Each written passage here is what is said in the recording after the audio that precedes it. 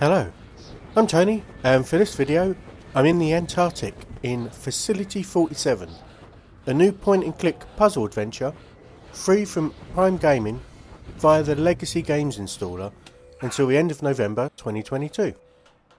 We're back in the standard point-and-click territory here, although this game is a little bit different from the previous ones I've covered on the channel. It provides absolutely no guidance on how to play it, seemingly expecting the player to have experience in the genre, and it assumes you know what you need to do, which might make the game a little bit harder for newer entrants. You don't get the option to set a difficulty mode, and there's no adjustment of the hint system in the options. In fact, there's barely any options. You can adjust sound levels, reset progress, or switch full screen on and off, and that's it. This lack of options does have an effect on the gameplay, but let's get into it first. You wake up in a cell in an Antarctic base and have no idea what's going on. In your quest to discover what's happened and get rescued, you find documents and emails that build up a picture of who you are, where you are, what you're doing, and most importantly, what happened. I'm not going to spoil any of this, since it's actually a core part of the enjoyment you get from the game. You move from location to location, which each has its own static screen image, where you click around to find areas of interest or objects.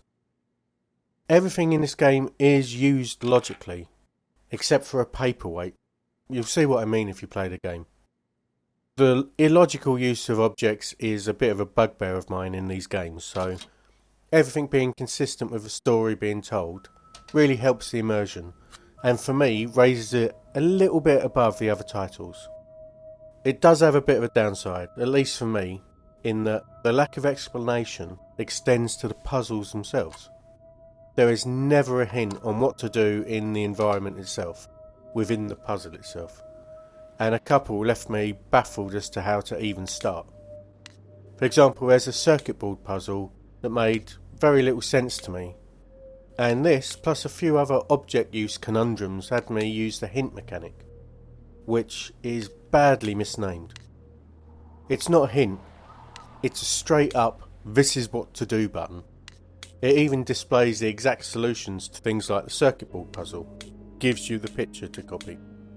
It might have been nice to have a less direct, more ambiguous answer, something that suggests the answer, like a hint in the hint function.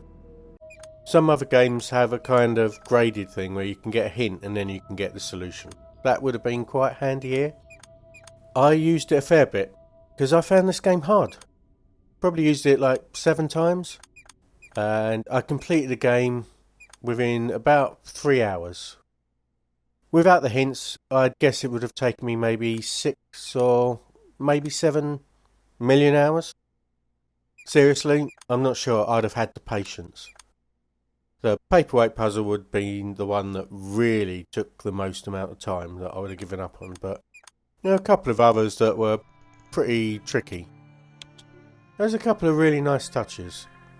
I was genuinely surprised at the end of the game that it gave me a very meaningful choice, which wrapped the storyline up very nicely. That was cool. Also, one of the computers has a text-based game that if you start playing it, you realise something that made me laugh a little bit. This was a pretty good point-and-click adventure, provided you're better than me at these games or just smarter in general than me. There are some really imaginative puzzles here that have decently complex answers, but unfortunately a couple that, for me, lost me completely. Your mileage may vary, of course, but if you do get stuck, there is always a solution button there for you. I refuse to call it a hint button. Oh, one other thing to note, this is actually a point and click and drag game. You do need to click and hold and then drag the mouse for some of the objects in the game. This really stumped me for a bit when I couldn't open a safe by clicking on it. I had to click the handle and drag it down. I don't know why this is a thing, because it isn't most of the time, but it happens a few times, so if something isn't working, give things a wiggle. For point and click aficionados, This is one you should try out. It might even make installing the Legacy Games Launcher worthwhile. I will give it a recommendation for those that like these kind of games. Right, I'm freezing, so I'm heading back home again to get warm. Thanks for watching, and I'll talk to you soon. Goodbye.